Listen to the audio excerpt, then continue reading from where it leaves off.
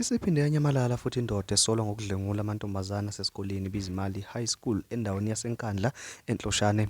Angiqale ngobingelele ngamngelela channel eMasweti Media Production okubingelelayo umxolisi mbonakala maphansi le eNkandla. Mangabe uyaqala ukufika ngicela usenze isiqiniseko sokuthi uqofa subscribe ngoqedwe kwale video ushaye like bese uyakhomenta kulolu daba lwanamhlanje. Udaba ngezingalo njengamanje luthi weqe esidokisini eThekwini izolo ebusuku umsolwa osolwa ngokudlwengula abafundi baseBizimali High School eNkandla. Lokhu kuqinisekiswa ukukhulumela amaphoyisa kwaZulu-Natal uColonel Robert.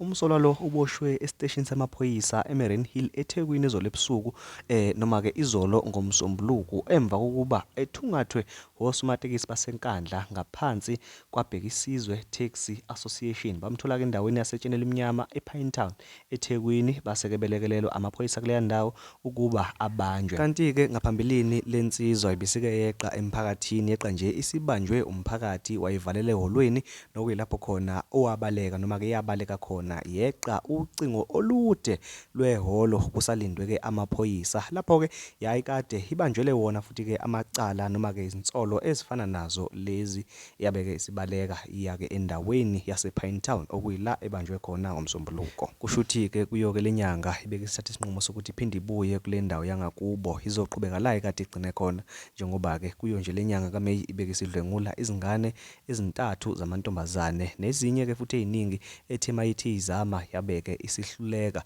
yabeke isibona ukuthi engathi ke isiyafuneka yabeke isibalekela endaweni yasePinetown okuyila ebanjwe khona. Okhulumela amaphoyisa ke uthela umsolwa oneminyaka ewu28 ubudala weqe izolo ebusuku uthi ke ukhale ngesifo sesifuba noma ke iasthma wabeke esequleka.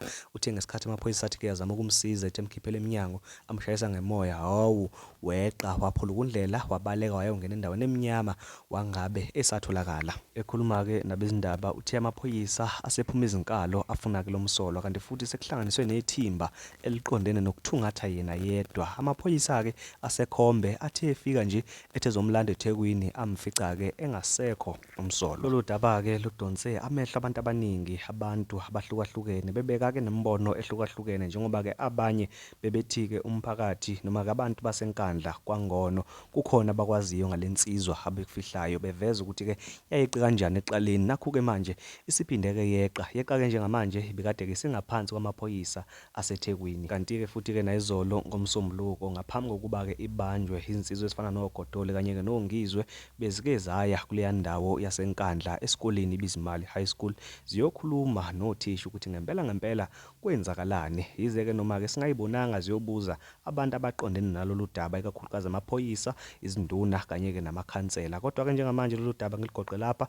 Uma ngabe kukhona ofisa ungipha khona ngicela hlangana ema-comments ungitshela ukuthi ke wena ucabangani ngalolu daba uphinde futhi ulike usubscribe sidibana kwivideo elandelayo. Ngiyabonga.